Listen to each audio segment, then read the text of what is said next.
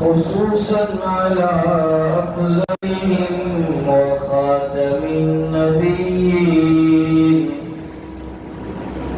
محمد الأمين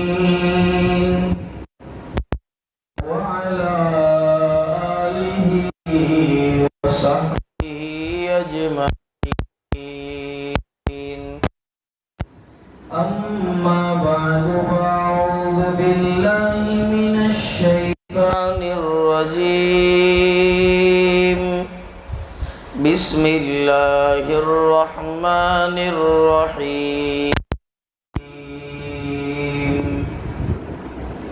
ولا تحسبن الذين قتلوا في سبيل الله أمواتا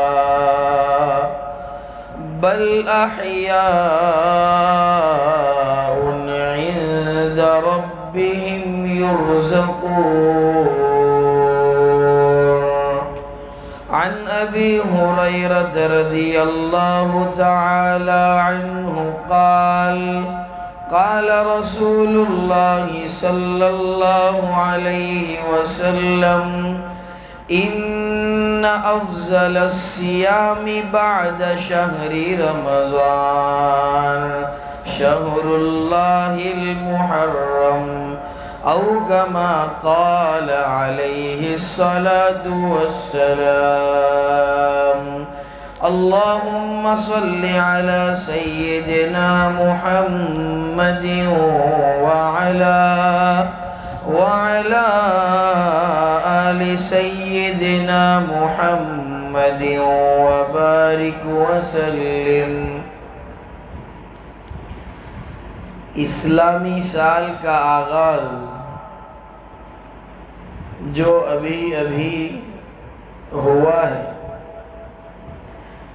تو یہ آغاز سال کی اس بات کا پیغام دیتا ہے. اس میں سب سے بڑا پیغام جو ہے وہ قربانی کا پیغام. اور دیکھو اسلامی سال جو ختم ہوتا ہے وہ بھی قربانیوں پر ختم ہوتا ہے، اور شروع ہوتا ہے وہ بھی قربانی پر شروع ہوتا ہے. ختم تو اس طرح سے ہوا اسلامی سال ذی الحجہ کے مہینے میں کہ وہاں اللہ رب العزت نے اپنے خلیل جناب ابراہیم علیہ السلام سے اپنے لخت جگر اور اپنے نور نظر جناب اسماعیل علیہ السلام جو بڑی منت و سماجت کے بعد اللہ رب العزت کی جانب سے عطا کیے گئے تھے، ان کی قربانی طلب کی. اللہ نے ان کی قربانی کو مانگا، اور اسلامی سال اور اسلامی ایئر جو شروع ہو رہا ہے وہ بھی قربانی سے، کہ کہیں تو حضرت عمر فاروق رضی اللہ تعالیٰ عنہ کو جام شہادت نوش کروایا جا رہا ہے، اور کہیں نواسہ رسول اور سبط رسول حضرت حسین رضی اللہ تعالیٰ عنہ کو کربلا کے میدان میں بڑے درد سے اور بڑے کرب سے شہید کیا جا رہا ہے، اور کہیں حضرت حسین کے بڑے صاحبزادے علی اکبر کو شہید کیا جا رہا ہے، اور کہیں گود میں لہلہاتا پھول سا بچہ علی اصغر حضرت حسین کی گود میں ہے، اسے بھی شہید کیا جا رہا ہے. گویا اسلامی سال بھی قربانیوں پر ختم ہوا، اور اسلامی سال جو شروع ہوا وہ بھی قربانی ہوا. اب اسلامی جو تاریخ ہے اسے ہم سن ہجری سے یاد کرتے ہیں، جیسا کہ آج کل انگریزی تاریخ کو ہم سن عیسوی سے یاد کرتے ہیں. یہ سن عیسوی سے جو یاد کیا جاتا ہے انگریزی تاریخ کو، تو حضرت عیسیٰ علیہ السلام کے ماننے والوں نے ان کی ولادت سے اپنے سال کا آغاز کیا اور سال کو شروع کیا اور سن عیسوی سے اسے یاد کیا. لیکن ہم نے کیوں سن ہجری سے اسے یاد کیا اسلامک سال کو، اس کی تاریخ ہمیں معلوم ہے. انگریزوں کی ہسٹری ہمارے پاس ہے. لیکن کیوں محرم کو اللہ کا مہینہ کہا گیا ہمیں پتہ نہیں، کیوں سن ہجری سے اسلامی سال کا آغاز ہو رہا ہے پتہ نہیں۔ اور ایک اعتراض یہاں پر یہ ہوتا ہے کہ حدیث پاک جو آپ کے سامنے پڑھی گئی اس میں کہا شہر اللہ المحرم، کہ محرم الحرام یہ اللہ کا مہینہ ہے، تو کیا دوسرے 11 مہینے یہ اللہ کے نہیں اور کسی کے؟ نہیں، کسی چیز کی عظمت کو بیان کرنے کے لیے اس طرح سے کہا جاتا ہے۔ مثال سے سمجھیے، یہ بھی مسجد ہے، سامنے علاقے میں ہے وہ بھی مسجد، اسٹیشن پہ ہے ترابہ مسجد وہ بھی مسجد ہے، رانی تلاؤ میں مرکز ہے وہ بھی مسجد، لیکن مکۃ المکرمہ کے اندر بیت اللہ جو ہے، مسجد حرام جو ہے اسے بیت اللہ کہا جاتا ہے، تو کیا یہ بیت اللہ نہیں ہے؟ بیت اللہ کے معنی ہوتے اللہ کا گھر، کیا جو مسجد حرام ہے صرف وہی اللہ کا گھر؟ یہ اللہ کا گھر نہیں؟ نہیں، یہ بھی اللہ کا گھر ہے، وہ بھی اللہ کا گھر ہے، لیکن اسے بیت اللہ کہا جاتا ہے اس کی عظمت کو اور اس کی بڑائی کو بیان کرنے کے۔ تو تمام مہینے اللہ ہی کے، لیکن محرم کی عظمت کو بیان کرنے کے لیے حدیث پاک میں تاجدار بطحہ محمد مصطفیٰ صلی اللہ علیہ وسلم نے کہا شہر اللہ المحرم، محرم کی عظمت کو بیان کرنے کے لیے اس طرح سے کہا۔ بہرحال عرض یہ کرنا تھا کہ محرم کا جو مہینہ ہے یہ 4 مہینے ہیں اشہر حرم، اس میں بھی محرم الحرام کے مہینے کا شمار ہوتا ہے۔ قرآن نے اس بات کی گواہی دی ان عدت الشہور عند اللہ 12 شہرا فی کتاب اللہ۔ قرآن اس بات کا بھی ثبوت دے رہا ہے کہ یہ 12 جو مہینے ہیں یہ اللہ کے مہینے ہیں، اور جب سے اللہ نے اس دار فانی کو وجود بخشا ہے، اس دار فانی کو بنایا، دنیا کو بنایا، تب ہی سے یہ 12 مہینے ہیں۔ یہ 12 مہینے کوئی نئی چیز اور نئی بات نہیں، لیکن ان 12 مہینوں میں 4 مہینے یہ اشہر حرم ہیں، منہا 4 حرم، یہ 12 مہینوں میں 4 مہینے یہ حرم 4 حرم ہے، شہر حرم جسے کہا جاتا ہے۔ اور محرم الحرام، رجب، ذی قعدہ اور ذی الحجہ، یہ 4 مہینے ہیں، اور ان 4 مہینوں کی عظمت اور اہمیت یہ ہے کہ کفار مکہ اور مشرکین مکہ جو ظلم و بربریت کے سردار تھے، جو بڑے عیاش قسم کے لوگ اور بڑے برہنہ قسم کے اور بڑے بےہودہ مزاج کے لوگ تھے، وہ بھی ان 4 مہینوں کے اندر قتل و قتال کو بند کر دیتے۔ وہ لوگ بھی ان 4 مہینوں کا اتنا احترام کرتے تھے، اتنی عظمت رکھتے تھے۔ اس میں یہ محرم الحرام کا مہینہ بھی ہے، گویا یہ بڑی عظمتوں والا مہینہ ہے، بڑی برکتوں والا مہینہ ہے، ماتم کا مہینہ نہیں، کھیر کنڈے پوری کا مہینہ نہیں، بدعات اور خرافات کا مہینہ نہیں، تعزیہ پرستی کا مہینہ نہیں، چھاتیاں پیٹنے کا مہینہ نہیں، یہ کہنے کا مہینہ نہیں کہ یا حسین ہم نہ تھے، تو ہوتا تو بابا کیا کر لیتا، کچھ نہیں کر سکتا۔ اصحاب کی طاقت کو اور نواسۂ رسول کی طاقت کو ہم پہنچ سکتے، علی شیر خدا کی طاقت کا اندازہ لگا سکتے، ہم اپنے آپ کو حضرت علی کی طاقت کے ساتھ مقابلہ کروا سکتے، ہم نہ تھے۔ بہرحال عرض یہ کرنا تھا کہ محرم کو شہر اللہ کیوں کہا گیا؟ محرم کی عظمت بیان کرنے کے لیے، اور اشہر حرم میں محرم الحرام کا شمار۔ یہ تو 2 بات ہو گئی۔ تیسری بات کہ سن ہجری سے جو سال شروع ہوتا ہے، جیسا کہ میں نے سن عیسوی بتایا، انگریزی تاریخ کا سال حضرت عیسیٰ کی ولادت سے اور پیدائش سے شروع ہوتا ہے تو سن ہجری سے سال شروع ہوتا ہے، اس کا بھی ایک پس منظر، ایک واقعہ۔ عہد فاروقی میں یعنی حضرت فاروق اعظم رضی اللہ تعالیٰ عنہ کے زمانے میں حضرت ابو موسیٰ اشعری رضی اللہ تعالیٰ عنہ یہ یمن کے گورنر رہے۔ چنانچہ حضرت فاروق اعظم ایک مرتبہ خطوط میں ورق گردانیاں فرما رہے تھے، خطوط دیکھ رہے تھے گورنروں، تو دیکھا کہ حضرت ابو موسیٰ اشعری رضی اللہ تعالیٰ عنہ نے خط کے اندر تاریخ درج نہیں کی تھی، خط کے اندر تاریخ نہیں لکھی تھی۔ اب حضرت عمر فاروق رضی اللہ تعالیٰ عنہ کو تکلیف ہو رہی تھی، دشواری ہو رہی تھی اس بات کی کہ کون سا خط پہلے آیا اور کون سا خط بعد میں آیا۔ اگر تاریخ ہوتی تو یہ دشواری محسوس نہیں ہے۔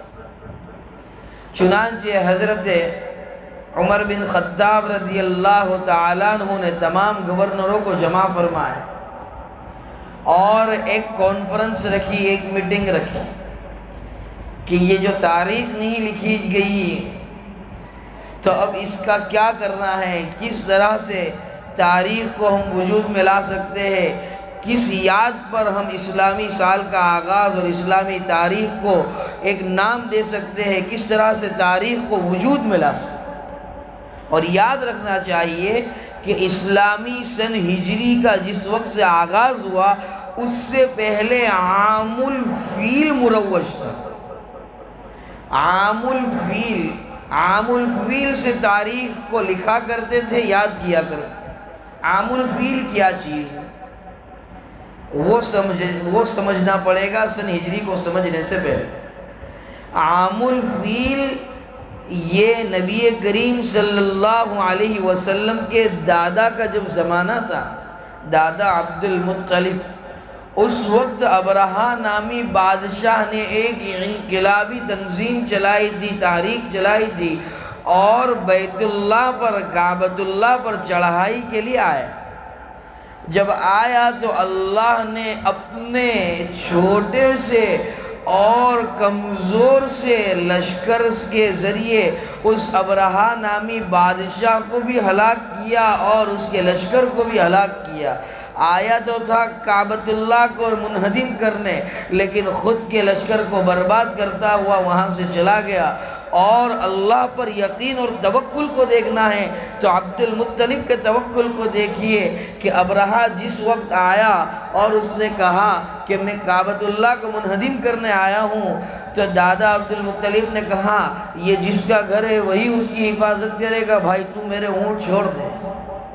یہ توکل ہوتا ہے اللہ پر، یہ ایمان کی قوت اور یہ جو ہے دل کے اندر ایمان کی کیفیت ہوتی ہے، یعنی اللہ پر اور پروردگار پر بھروسہ۔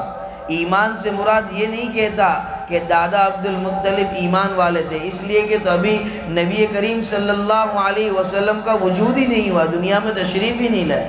ابھی کوئی پکڑ کر لے گا کہ مولانا یہ کہاں سے لائے کہ ایمان کی قوت۔ اللہ پر بھروسہ بتلانا مقصود، پالنہار پر یقین بتلانا مقصود ہے۔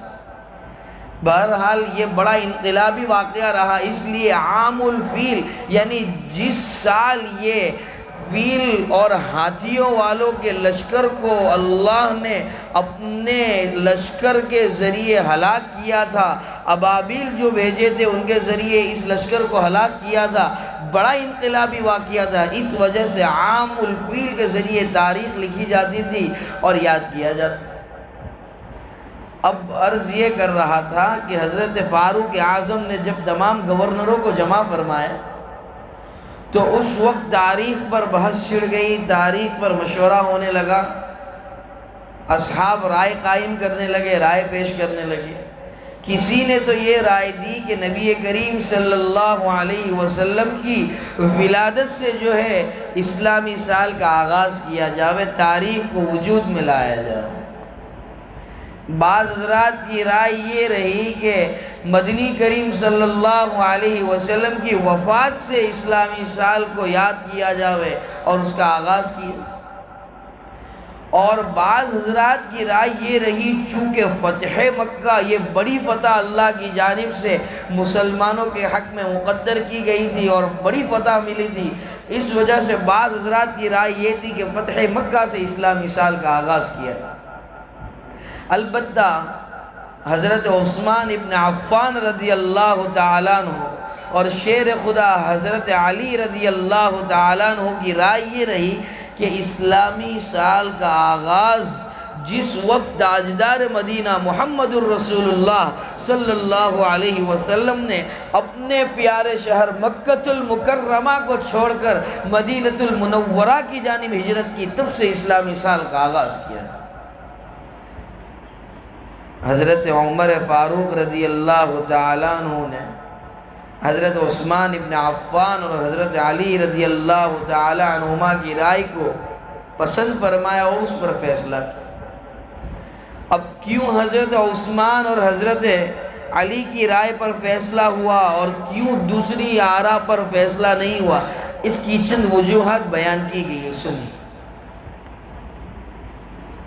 اگر ہم نبی کریم صلی اللہ علیہ وسلم کی وفات سے اسلامی سال کا آغاز کرتے تو چونکہ نبی کے جانے کا غم اور نبی کے جانے کی دنیا سے تشریف لے جانے کی اور پردہ فرما جانے کی جو مسلمانوں کے دل کے اندر کڑن ہے وہ جاگ اٹھتی اور مسلمان جو ہے احساس کم تری کا شکار ہوتے کہ اس دن ہمارے نبی دنیا سے تشریف لے گئے، اور جس دن سرکار دنیا سے تشریف لے گئے تھے اسی دن سرکار دنیا میں تشریف بھی لائے تھے، یہ بات بڑی مشہور۔ دوسری بات کہ کیوں فتح مکہ والی رائے پر فیصلہ نہیں کیا گیا، تو اس کی وجہ یہ بیان فرمائی کہ فتح مکہ جو مسلمانوں کے لیے بڑی فتح اور زبردست فتح لکھی گئی تاریخ کے اندر اور اللہ کی جانب سے عطا کی گئی، تو اگر اس سے اسلامی سال کا آغاز کیا جاوے، اسلامی ایئر کو شروع کیا جاوے، تو کئی مسلمان عجب کا اور تکبر کا شکار ہو کر ایمان سے اور تعلیمات اسلام سے غافل نہ ہو جائے کہ ہم کو تو آج کے دن بڑی فتح ملی تھی، اور بڑے غافل ہو جائے مسلمان اور پیچھے سے اغیار اسلام کو اور اسلامک جو شعائر ہے اس کو نقصان پہنچانے لگے، تکلیف پہنچانے لگے، کئی مسلمان بالکل آرام میں نہ آ جائے۔ اب یہ تو آراء پر کیوں فیصلہ نہیں کیا گیا یہ بات ہو گئی، لیکن ہجرت والی رائے پر کیوں فیصلہ کیا گیا اس کی بھی وجہ بیان فرمائی۔ وہ یہ بیان فرمائی کہ ہجرت کا جو موقع تھا یہ اسلام کے لیے اور مسلمانوں کے لیے اس بات کا پیغام ہے کہ اپنے دیش کو اور اپنے شہر کو چھوڑنا تو تاجدار مدینہ نے گوارا کیا، لیکن اللہ کے حکم کے اندر ذرہ برابر تبدیلی کو برداشت نہیں کی۔ اسلام کے لیے اور تحفیظ اسلام کے لیے اور شریعت کی حفاظت کے لیے مکہ المکرمہ کو تو چھوڑ رہے اور ہجرت کر رہے مدینہ المنورہ کی طرف، اور بار بار مکے کی طرف مڑ مڑ کر اسے محبت بھری نگاہ سے دیکھ رہے اور کہہ رہے اے میرے پیارے شہر، میں تجھے چھوڑنا تو نہیں چاہتا لیکن کیا کروں، برادران وطن نے مجھے اس بات پر مجبور کر دیا کہ میں آج تجھے چھوڑ کر جا رہا ہوں، یثرب کی طرف جا رہا ہوں۔ مدینہ المنورہ کا نام یثرب ہوا کرتا تھا اس زمان۔ تو سرکار نے آج سے 1400 سال پہلے ہمیں دیش بھکتی بھی سکھائی، آج ہمیں لوگ دیش بھکتی کے پاٹ پڑھا رہے ہیں۔ ہمارے نبی نے 1400 سال پہلے دیش بھکتی سکھا دی کہ ہمیں اپنے ملک سے اپنے شہر سے محبت ہونی چاہیے، وفا ہونی چاہیے، پیار ہونا چاہیے۔ وہ وفا نبھائی سرکار نے اور مکہ کی محبت کا اظہار فرمایا، اور نبی کا کوئی فعل یہ تعلیم کے لیے ہوتا ہے، تربیت کے لیے ہوتا ہے۔ سرکار نے جو مکہ کو پلٹ کر کہا کہ مجھے تجھ سے محبت ہے، تو ہمیں بھی اپنے شہر سے محبت ہے اور کرنی چاہیے، اور اس میں کوئی برائی نہیں۔ ہمیں کیا لوگ دیش بھکتی کے پاٹ پڑھائیں، ہم تو دیش بھکتی ہیں، جو دیش دروہ ہیں ان کی پکڑ کی جا۔ بہرحال موضوع کہیں کا کہیں چلا جا رہا ہے۔ عرض یہ کرنا تھا کہ یہ جو ہجرت کی سرکار نے مدینہ المنورہ کی طرف، تو یہ بڑا انقلابی واقعہ ہے، اور اس سے مسلمانوں کو میسیج یہ جاتا ہے کہ ہم اپنی گردنیں تو کٹوا سکتے ہیں، ہم جو ہے قبیلہ بدر اور ملک بدر تو ہو سکتے ہیں، لیکن اسلام کے اندر ذرہ برابر تحریف کو برداشت نہیں کر سکتے۔ اس وجہ سے اس رائے پر فیصلہ ہوا اور سن ہجری سے اسلامی سال کا آغاز ہوا۔ یہ ہسٹری ہے اور یہ تاریخ یاد رکھیں گے انشاءاللہ، امید۔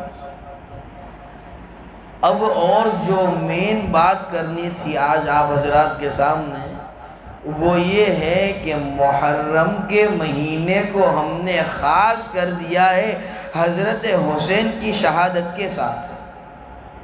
یاد رکھو اور غور سے سنو، شہادت حسین کو ہم پامال نہیں کر سکتے، بھلا نہیں سکتے۔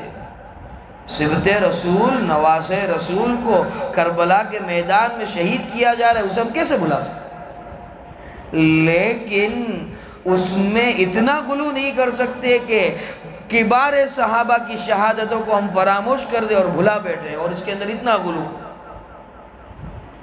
یاد رکھو حضرت فاروق اعظم رضی اللہ تعالیٰ عنہ کو بھی جو شہید کیا گیا تھا اسی مہینے کے اندر، محرم کے مہینے کے اندر شہید کیا گیا۔ واقعہ سنو، مسجد نبوی صلی اللہ علیہ وسلم کے اندر حضرت فاروق اعظم رضی اللہ تعالیٰ عنہ صبح کی نماز پڑھا رہے ہیں۔ جب صبح کی نماز پڑھا رہے ہیں تو پیچھے سے وہ مجوسی فیروز آیا اور دو دھاری خنجر سے لگاتار امیر المؤمنین پر 6 وار کیے، اور اسلام کی محبت دیکھیے اور نماز کا لحاظ دیکھیے۔ پیچھے سے حضرت عبد الرحمن ابن عوف رضی اللہ تعالیٰ عنہ کی چادر کو کھینچ کر جو ہے آگے لا رہے ہیں اور امامت پر کھڑا کر رہے ہیں۔ اپنی جان کا جانا تو گوارا ہے، لیکن نماز کے اندر ذرہ برابر خرابی کا آنا گوارا نہیں ہے حضرت عمر فاروق رضی اللہ تعالیٰ عنہ کو۔ اور اس وقت حضرت نے زبان سے کہا قتلنی الکلب، مجھے کتے نے قتل کیا ہے۔ اور حالات کی نزاکت کو دیکھتے ہوئے حضرت عبد الرحمن ابن عوف رضی اللہ تعالیٰ عنہ اپنی نماز کو مختصر فرمائے، اپنی نماز کو چھوٹا فرمائے، اور نماز کے ختم ہونے سے پہلے صف بندی کا عالم، کہتے ہیں نا صفے درست کرو، صفے درست کرو، صفے درست کرو، اس لیے کہتے ہیں کہ اصحاب کی صف بندی کی درستگی کا عالم یہ تھا کہ وہ مجوسی جو قتل کر کے اور خنجر کے وار کر کے وہاں سے جانا چاہتا تھا، صفوں کو توڑ کر اور صفوں کو چیر کر جا نہ سکا، اور ہیبت کے مارے خودکشی کر لی، اسی خنجر سے اپنے آپ کو وہاں اس نے قتل کر ڈالا، خودکشی کر لی، اور خود بھی یہاں سے دار پانی سے دھرتی کا بوجھ جو ہے کم ہو۔ یہ مسلمانوں کی صف بندی کا عالم تھا۔ اور صرف حضرت عمر رضی اللہ تعالیٰ عنہ نے اتنا پوچھا، کیا مجھے قتل کرنے والا کوئی مسلمان تو نہیں؟ صرف اتنا سوا، کوئی گلہ نہیں، کوئی شکوہ نہیں۔ اور آج ہم ماتم کر رہے ہیں، چھاتیاں پیٹ رہے ہیں۔ یاد رکھو سرکار دو عالم صلی اللہ علیہ وسلم نے فرمایا، چھاتیاں پیٹنے والا اور ہائے واویلا کرنے والا اور موت اور میت پر ماتم کرنے والا ہم میں سے، کسی عزیز کی، کسی قرابت دار کی، باپ کی، بیٹے کی، بھائی کی، بہن کی، بیوی کی موت ہو جائے تو شریعت نے 3 دن سوگ منانے کی اجازت دی، لیکن اس سوگ میں بھی زور زور سے چلا کر رونا نہیں، آنکھ سے کچھ آنسو آ گئے، دل کچھ رنجیدہ ہو گیا، کھانا کھایا نہیں کھایا، کھانا بھی کھا سکتے، لیکن انسان کا دل چونکہ رنجیدہ ہوتا ہے، کسی چیز میں اس کا دل نہیں لگتا ہے، بس اس کا نام سوگ ہے کہ بالکل اسے کسی چیز کا اور دنیاوی نعمت کی جو لذت ہے وہ اسے محسوس نہیں ہو رہی۔ یہ بھی قریبی رشتہ دار کے لیے 3 دن کی اجازت ہے، اور اگر شوہر کا انتقال ہو جاوے تو شریعت نے بیوی کے لیے، چونکہ ایک بڑا سنگم رہا ہے اور بڑی محبت رہی ہے ان دونوں کے اندر، میاں بیوی کے اندر، اس لیے شوہر کے انتقال پر 4 ماہ اور 10 دن کی اجازت شریعت نے دی۔ اور ہم شہداء کو کیا سمجھتے ہیں؟ شہادت کو ہم کیا، اس پر ماتم کی اجازت کیسے ہو سکتی ہے؟ اگر ماتم کی اجازت تھی تو کیوں اصحاب نے ماتم نہیں کیا امیر المؤمنین حضرت فاروق اعظم رضی اللہ تعالیٰ عنہ کی شہادت پر؟ اور کیوں خود اپنی حیات کے اندر حضرت عمر فاروق رضی اللہ تعالیٰ عنہ اپنی زبان سے دعا مانگا کرتے تھے. کیا دعا ہے وہ؟ اللہم ارزقنی شہادتا فی سبیلک واجعل موتی فی بلد رسولک. اے اللہ میں تیرے راستے کی موت چاہتا ہوں, جام شہادت نوش کرنا چاہتا ہوں, میرے مقدر میں جام شہادت کو لکھ دے, میرے لیے شہادت کو یقینی بنا دے.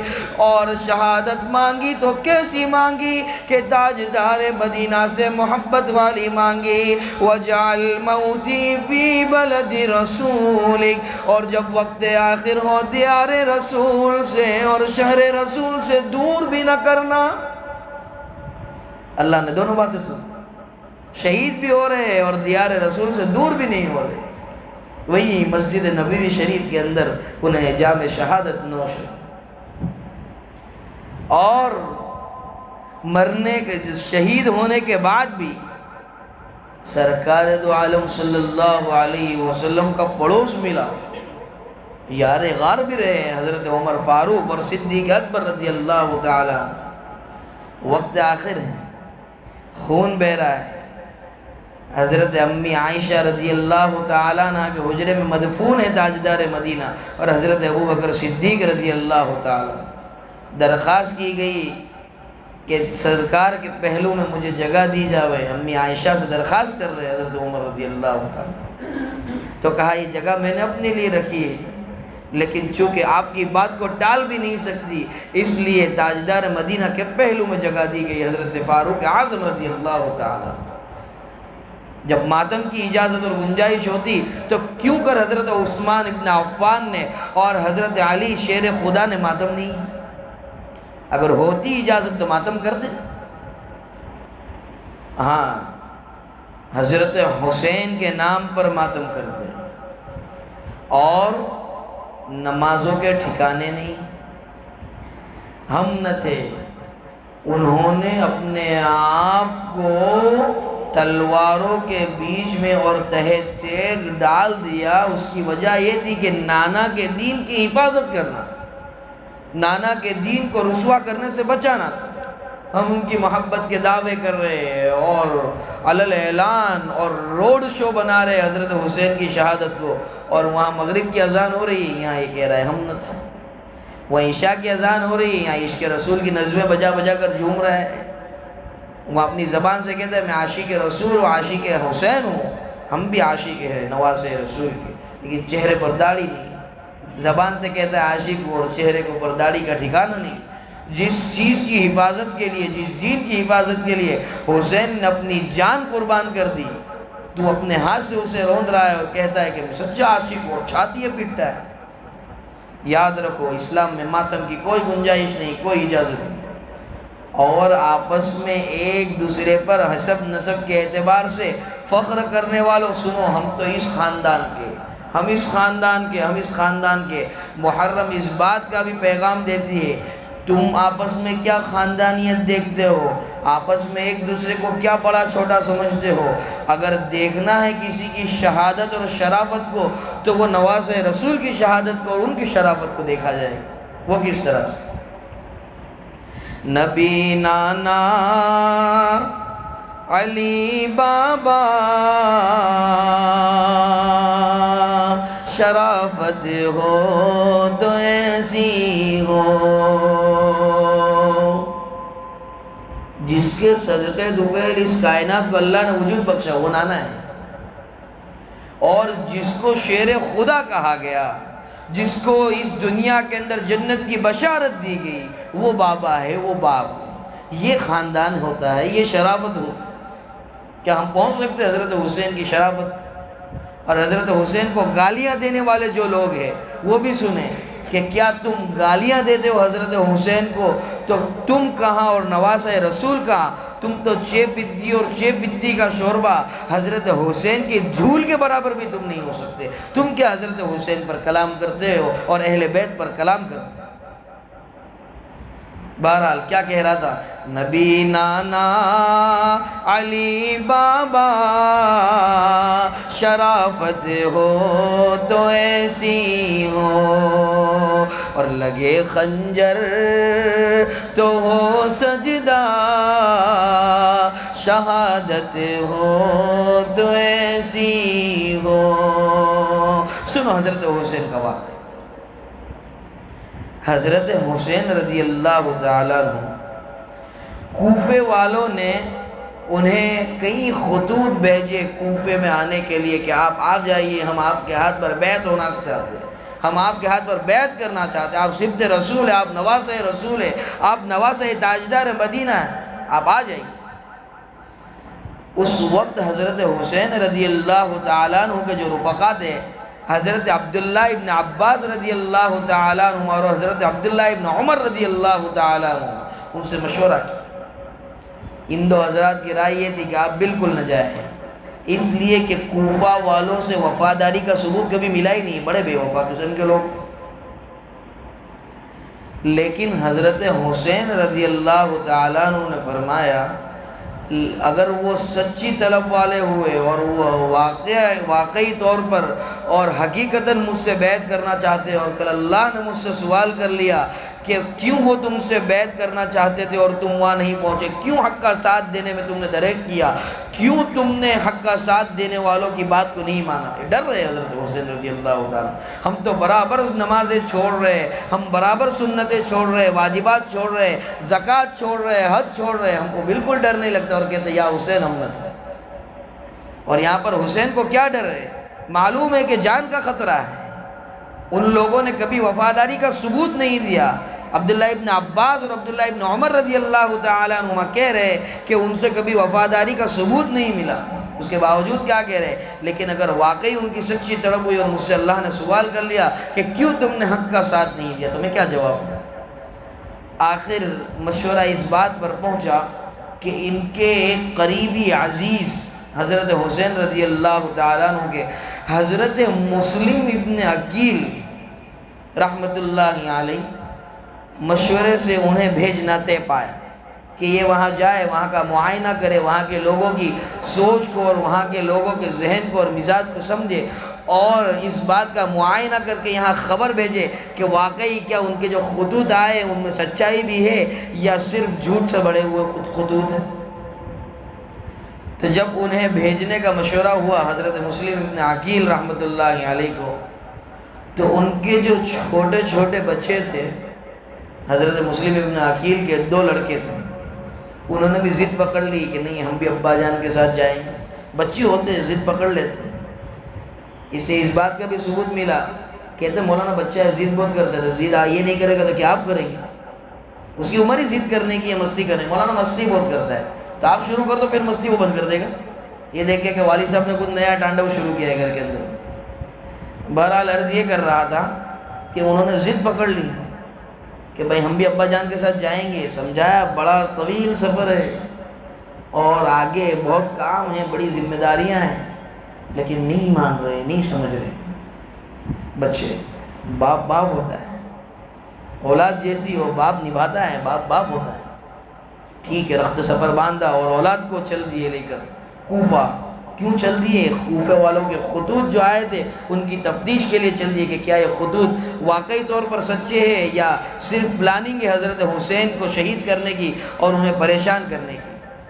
اور شاہ عبدالعزیز محدث دہلوی رحمت اللہ علیہ انہوں نے لکھا کہ کوفے سے جو خطوط آئے تھے نواسہ رسول حضرت حسین رضی اللہ تعالیٰ عنہ کے لیے، ان کی مقدار 12,000 تھی، 12,000 خطوط وہاں سے آئے، اتنے خطوط اور اتنا اصرار تھا، تب جا کر جو ہے وہاں حضرت مسلم ابن عقیل کو بھیجا جا رہا تھا۔ جب وہاں پہنچے اپنے بچوں کے ساتھ حضرت مسلم ابن عقیل رحمت اللہ علیہ، تو اس وقت جو ہے وہاں کوفے والوں نے بڑا شاندار استقبال کیا، بہت اچھا نظم کیا، اور اصحاب رسول کی صدائے بلند کی، اصحاب رسول کے نعرے لگائے، اور سبوں نے حضرت مسلم ابن عقیل کے ہاتھ پر بیعت کر دی۔ جب یہ منظر دیکھا تو خطوط کی جو بات تھی اور ان کا جو عمل تھا وہ دونوں میچ ہو گیا۔ وہ دونوں مل گیا، تو حضرت مسلم ابن عقیل نے فوری طور پر خط لکھا کہ یہ اپنی بات میں اور اپنے وعدے میں سچے ہیں، اور ایک تیز رفتار گھوڑے پر یہ خط حضرت حسین کی خدمت میں روانہ فرما دی۔ اب یہ کھلبلی پہنچی یزید کے دربار میں کہ وہاں تو کوفے کے اندر حضرت مسلم ابن عقیل تشریف لائے اور سب نے ان کے ہاتھ پر بیعت کر لی۔ اب یزید تھرانے لگا، ڈگمگانے لگا کہ یہاں اپنی سلطنت اور اپنی کرسی اور اپنا پاور اور اپنی نیتا گیری اور اپنی چودراہٹ تو یہاں پر خطرے میں آ گئی۔ کرسی سے بہت ڈر لگتا ہے سب کو، یہی کرسی جب پایا توڑتی ہے تو زمین پر بیٹھا دیتی ہے۔ بہرحال جب ڈرنے لگا تو اس وقت جو گورنر تھے کوفے کے، جو جرنیل تھے، ان کو ہٹا کر عبید اللہ بن زیاد کو تعینات کیا، مقرر کیا۔ بڑا ظالم قسم کا گورنر تھا، بڑی ظلم و بربریت کا جو ہے اس نے مظاہرہ کیا تھا، بڑا ظالم قسم کا گورنر، اور یہ آرڈر دے کر وہاں سے روانہ کیا، اور یہ آرڈر جاری کیا یزید نے کہ جن لوگوں نے مسلم ابن عقیل کے ہاتھ پر بیعت کی ہے ان سے کہا جائے یا تو اپنی بیعت سے رجوع کرو یا سب کو تہہ دیگ کر دیا جائے، تلوار سب کا مقدر ہوگی، سب کو جو ہے گردنیں اڑا دی جائے، قتل کر دیا جائے۔ جب آیا دندناتا ہوا یہ گورنر تو اس نے کیا یہ کہ سب کو دی دھمکی، ڈرانے لگا اور یزید کا یہ پیغام سنایا۔ اب سب پلٹ گئے۔ کہا تھا نا کوفہ والوں سے وفاداری کا آج تک کوئی ثبوت نہیں ملا تھا، دیکھو یہ اپنے وعدے سے، اپنی زبان سے پلٹ گئے، مکر گئے۔ آئے تھے مسلم ابن عقیل تو سب نے اصحاب رسول کے نعرے لگائے تھے اور ان کا استقبال کیا تھا، اور آج یہ عبید اللہ بن زیاد کے آنے سے خوف کا اور اس کے ظلم کی وحشت کا عالم یہ ہے کہ اب مسلم ابن عقیل کو پورے کوفے کے اندر ایسا کوئی گھر اور ایسا کوئی شخص نہیں جو پناہ دینے کے لیے تیار ہو۔ اور جب یہ عالم ہوا تو پورے کوفے کے اندر ایک شخص نکلا، ہانی ابن عروہ، جس نے حضرت مسلم ابن عقیل رحمۃ اللہ علیہ کو اپنے یہاں سہارا دیا، پناہ دی، اپنے یہاں رکھا۔ جب پتہ چلا یزیدیوں کو اور یہ عبید اللہ کے چمچوں کو تو پہنچ گئے اور ہانی ابن عروہ کے گھر پر محاصرہ کر لیا، گھر کو گھیرے میں لے لیا، گھر کو گھیر لیا آزو بازو سے۔ جب گھر کو گھیر لیا تو جس طرح سے 40 دن تک حضرت عثمان ابن عفان کا پانی بند کیا تھا قاتلوں نے، اسی طرح سے جو ہے حضرت حسین کا پانی بند کر دیا گیا۔ جب پانی بند کر دیا گیا اور حضرت حسین نے تقریر کر کے، حضرت عثمان نے جس طرح تقریر کر کے سمجھانے کی کوشش کی تھی، اس طرح حضرت حسین نے تقریر کر کے سمجھانے کی کوشش کی کہ کسی طرح سے مان جاوے، اور 3 باتیں رکھی۔ پہلی بات تو یہ کہ مجھے کوفے سے واپس اپنے شہر لوٹ جانے کی اجازت دے دی جاؤ۔ تو یہ گورنر جو تھا ظالم عبید اللہ بن زیاد، اس نے کہا کہ اس کی اجازت نہیں، یا تو جنگ ہوگی یا یزید کے ہاتھ پر بیعت ہوگی۔ تو حضرت حسین نے کہا، حضرت مسلم ابن عقیل نے، میرے سے غلطی ہوئی، حضرت مسلم ابن عقیل چونکہ گھر میں تھے تو انہوں نے سمجھانے کی کوشش کی کہ کسی طرح سے مان جائے، تو انہوں نے یہ درخواست رکھی کہ مجھے براہ یہاں سے لوٹ جانے دیا جاوے یا یزید کے پاس چلا جانے دیا جاوے۔ ان کی بات کو نہیں مانا اور وہیں گھر کے اندر انہیں قتل کر دیا گیا، اور ان کے دونوں بیٹوں کو بھی شہید کر دیا گیا۔ اور جب شہید کر دیا گیا تو اب وہاں تو پیغام پہنچ چکا تھا حضرت حسین رضی اللہ تعالیٰ عنہ کو کہ یہاں پر سب پرامن معاملہ ہے، تو وہاں سے اپنے اہل خانہ کے ساتھ نکل چکے تھے کوفہ آنے کے لیے۔ راستے میں خبر ملی حضرت حسین کو کہ مسلم ابن عقیل اور ان کے دونوں بیٹوں کو شہید کر دیا گیا ہے۔ تو جب صبح ہوئی تو حضرت حسین نے اپنے رفقائے سفر سے اور اپنے ساتھیوں سے یہ کہا کہ مسلم ابن عقیل کو اور ان کے دونوں بیٹوں کو شہید کر دیا گیا ہے، اب آپ میں سے جو مدینۃ المنورہ لوٹنا چاہے وہ لوٹ جائے۔ ساتھیوں نے کہا کہ نہیں، ہم نہیں لوٹیں گے۔ حضرت حسین نے کہا کہ مجھے تو آگے جانا ہی پڑے گا، اس لیے کہ نانا جان نے جو خواب بیان فرمایا تھا اس کے اندر کہا تھا کہ تجھے اس مقام پر شہادت ملے گی جہاں کی مٹی بھی اور جہاں کی ریتی بھی سرخ ہوگی، اور مجھے نظر آ رہی ہے کہ وہاں کی ریتی سرخ ہے، مجھے وہاں جانا ہی ہے۔ خواب کے ذریعے، نانا کے ذریعے اس بات کا علم ہو چکا ہے، اور جن جن علامات کو تاجدار مدینہ نے بیان کیا تھا ان تمام علامات کا جو ہے مشاہدہ ہو چکا تھا حضرت حسین رضی اللہ تعالی۔ بہرحال کوئی مدینہ نہیں لوٹا اور سب ساتھ پورا قافلہ چلا، اور وہاں جا کر یہ عبید اللہ بن زیاد تھا، اس سے حضرت حسین نے اس موقع پر 3 درخواست رکھی تھی۔ ایک تو یہ کہ مجھے لوٹ جانے دیا جاوے، جو قبول نہیں کی گئی۔ دوسری درخواست یہ کی کہ اگر نہیں لوٹنے دیا جاتا تو مجھے براہ راست یزید سے ملاقات کرنے دی جاوے، بغیر جنگ و جدال کے، بغیر قتل و قتال کے، ہم آپس میں بات کریں گے، سمجھ لیں گے، بغیر جنگ کے جب معاملہ نمٹتا ہے تو جنگ کرنے کا کیا فائدہ۔ تو کہا نہیں، یہاں پر یزید کے ہاتھ پر بیعت کرنی پڑے گی۔ اس وقت حضرت حسین نے فرمایا میں کس طرح سے مسلم ابن عقیل کے قاتل کے ہاتھ پر بیعت کر سکتا ہوں۔ اور تیسری درخواست یہ رکھی کہ جب یزید سے بھی آپ نہیں ملوانا چاہتے تو یہ کیا جاوے کہ مجھے کسی اسلامک باؤنڈری کے اندر اور اسلامک ملک کے اندر داخل ہونے دے دیا جاوے۔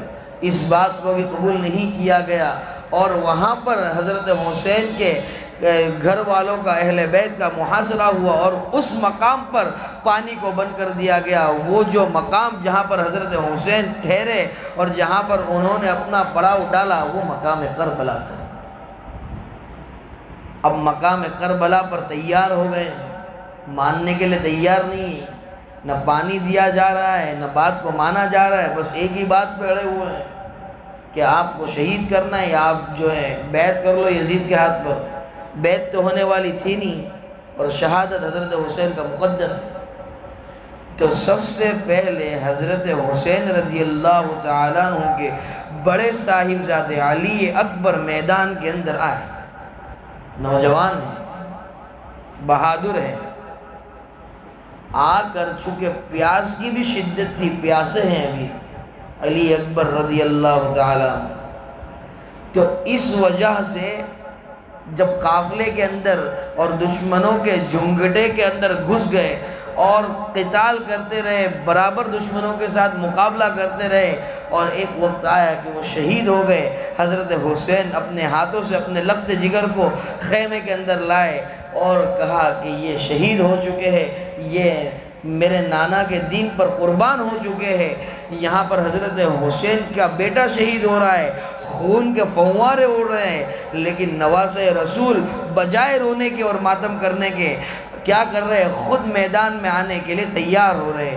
تو اس وقت وہاں خیمے سے کہا کسی نے کہ یہ علی اصغر، یہ چھوٹا بچہ ہے، جا کر کہو ظالمین سے کہ اس کے ساتھ تمہاری کیا دشمنی ہے، اسے تو پانی دے دیا جاوے، اس پر تو رحم کیا جاوے۔ حضرت حسین رضی اللہ تعالیٰ عنہ اپنی باہوں میں اور اپنے ہاتھوں میں اور اپنے کلیجے سے اور اپنے سینے سے لگا کر اپنے چھوٹے بیٹے کو لے کر خیمے سے باہر آئے اور کہا کہ تمہاری دشمنی مجھ سے ہے، اس سے نہیں ہے، یہ معصوم ہے، اس کے لیے پانی دے دیا جاوے۔ تو ایک بڑا بدترین اور بڑا خبیث نما آدمی اور بڑا سنگ دل آدمی وہ دشمنوں کے لشکر میں تھا، وہاں سے اس نے تیر چلایا، اور یہاں علی اصغر بھی اللہ کی رحمت میں جا رہے ہیں، اور جا کر اپنے خیمے کے اندر حضرت حسین رضی اللہ تعالیٰ عنہ نے اسے بھی دے دیا اور کہا کہ یہ بھی شہید ہو چکا ہے، اور نانا کے دین کے لیے میرا دوسرا بیٹا بھی قربان ہو چکا۔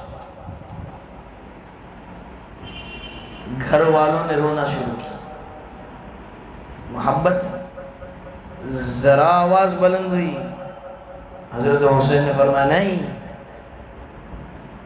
کیوں نہیں، یہ صبر کرنے کا موقع ہے، اور صبر کرنے والوں کے لیے بڑی فضیلت ہے اور بڑی جو ہے عظمت ہے، اور ان کے بڑے مقامات بیان کیے، قرآن کریم نے بھی بیان فرمایا وَبَشِّرِ الصَّابِرِينَ اور خوشخبری دے دو صبر کرنے والوں کو، اور خوش کر دو اور انہیں بشارت سنا دو جو صبر کرنے والے ہیں۔ اور کون لوگ ہیں جو صبر کرنے والے ہیں؟ الذین اذا اصابتهم مصیبہ قالوا انا للہ وانا الیہ راجعون اولئک علیہم صلوات من ربهم ورحمة وأولئك هم المهتدون۔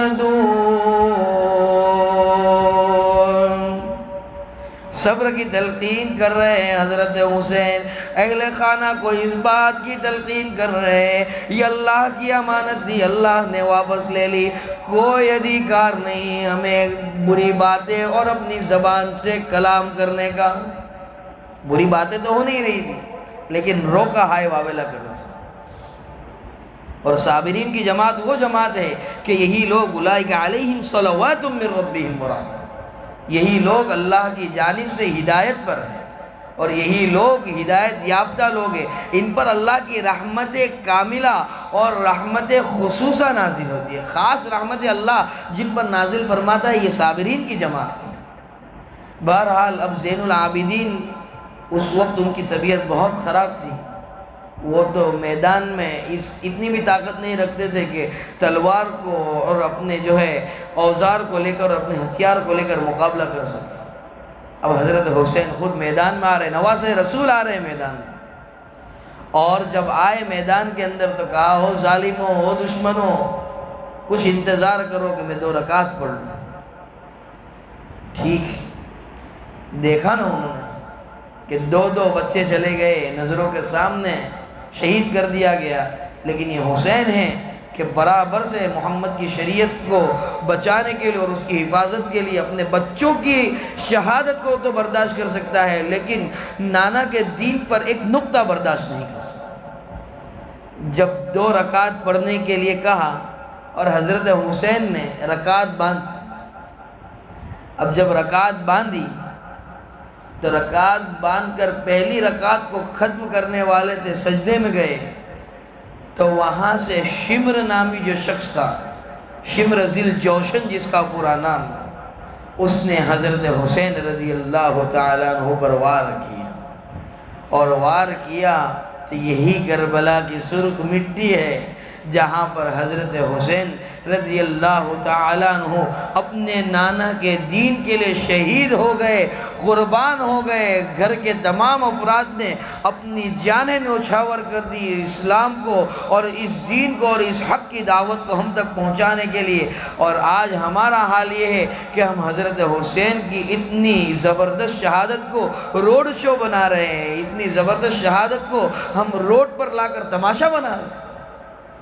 اور یاد رکھو جو لوگ شہید ہوتے ہیں انہیں ہم مردہ نہیں کہہ سکتے۔ آیت کریمہ آپ حضرات کی خدمت میں پڑھی تھی میں، کیا تھی وہ آیت؟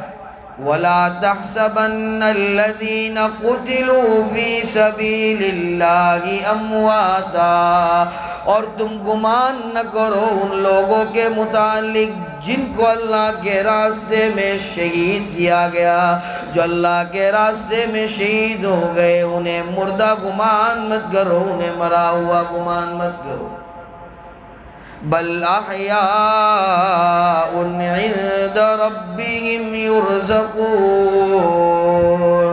بلکہ وہ زندہ ہے، زندہ جاوید ہے اور اللہ کی جانب سے انہیں رزق عطا کیا جاتا ہے۔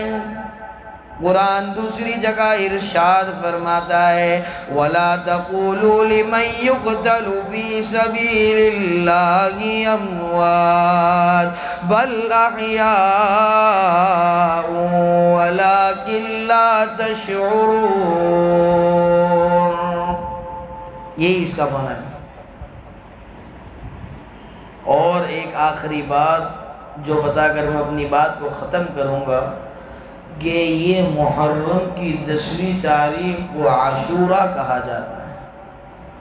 عاشورہ جو ہے یہ عشرن سے بنا ہوا ہے، اور عربی میں 10 نمبر کو عشرن کہتے ہیں۔ عشرن کے معنی 10 کے آتے ہیں، 10 کے آتے ہیں۔ تو یہ کیوں کہا جاتا ہے، یہ کیوں عاشورہ کی کیا حقیقت ہے؟ وقت اس بات کی اجازت نہیں دیتا کہ اس کی تفصیلات کو بیان کیا جاوے، البتہ ایک نقطہ بیان کروں کہ یہ عشرن سے بنا ہوا ہے، اس کے معنی 10 کے آتے ہیں، 10 کے آتے ہیں، اس وجہ سے کہ اس دن 10 بڑے بڑے انبیاء کرام علیہم السلام کے ساتھ 10 جلیل القدر انبیاء کرام علیہم السلام کے ساتھ 10 بڑے بڑے انقلابی واقعات وجود میں آئے تھے، پیش آئے تھے، جس میں سب سے مشہور واقعہ جو ہے وہ حضرت موسیٰ علیہ السلام کا ہے کہ انہوں نے اس دن اپنی قوم کو فرعون کی بربریت سے اور فرعون کے مظالم سے نجات دلائی تھی اور آزاد کیا تھا، اور فرعون کے عذاب سے اپنی قوم کو بچایا تھا۔ یہ ایک واقعہ ہے، دیگر بھی 9 واقعات کتابوں کے اندر تحریر کیے ہیں تحریر کرنے والوں نے۔ بس بہرحال کہنے کا مقصود یہی تھا کہ اللہ رب العزت نے ہمیں محرم کا جو مہینہ دیا ہے، یہ 10 محرم کا جو روزہ ہے اسے رکھا جاوے۔ نبی کریم صلی اللہ علیہ وسلم نے اس روزے کو رکھا تھا، اور اس کی خاص بات یہ ہے کہ جب تک رمضان کے روزے فرض نہیں ہوئے تھے، اور جب رمضان کے روزے فرض نہیں ہوئے تھے اس وقت یہ روزہ فرض تھا مسلمانوں کے اوپر، اور جس وقت رمضان کی فرضیت آ گئی اس وقت سے یہ روزہ فرض سے نفل میں تبدیل ہو گیا۔ اور سرکار نے فرمایا کہ یہ روزہ یہود بھی رکھتے ہیں، اور جب یہود سے پوچھا گیا کہ تم لوگ یہ روزہ کیوں رکھتے ہو، تو انہوں نے کہا کہ اس دن ہم کو جو نجات ملی تھی فرعون کے مظالم سے، اس کی خوشی میں ہم یہ روزہ رکھتے ہیں، تو کہیں غیروں کے ساتھ مشابہت نہ ہو جائے، کہیں غیروں کے ساتھ ہم برابر نہ ہو جائے۔ اس لیے سرکار نے فرمایا کہ اگر آئندہ سال اگر زندگی نے وفا کی اور میں اس دنیا میں رہا تو میں اس 10 کے ساتھ یا تو 9 کو ملا لوں گا یا 11 کو ملا لوں گا، تاکہ 11 کے مشابہت سے حفاظت ہو جاوے۔ اس لیے کہ بڑی وعید آئی ہے اس بات کی بھی کہ جو لوگ غیروں کی مشابہت اختیار کرتے ہیں کل قیامت میں ان کا حشر بھی انہی غیروں کے ساتھ ہوگا جن کی وہ مشابہت اختیار کرتے ہیں۔ بہرحال یہ روزہ بڑی فضیلتوں کا حامل ہے۔ اس روزے کے رکھنے سے پچھلے سال کے پورے صغائر جو چھوٹے گناہ ہیں، جو اللہ کے گناہ ہیں، جو حقوق اللہ میں سے انہیں معاف کر دیا جاتا ہے۔ بڑے گناہوں کے لیے توبہ شرط ہے، اور جو بندوں کے گناہ ہیں اس کے لیے بندوں سے معافی مانگنا شرط ہے۔ جب تک بندہ معاف نہیں کر دیتا رب ذوالجلال معاف نہیں فرما سکتے۔ اللہ رب العزت محرم الحرام کا صحیح فہم نصیب فرماوے، اور اس دن کی قدردانی کرنے کی توفیق سعید عطا فرما کر محرم کو اللہ کا مہینہ جانتے ہوئے اس کی پوری عظمت کو دل میں رکھنے کی توفیق سعید عطا فرماوے۔ وآخر دعوانا ان الحمد للہ رب العالمین۔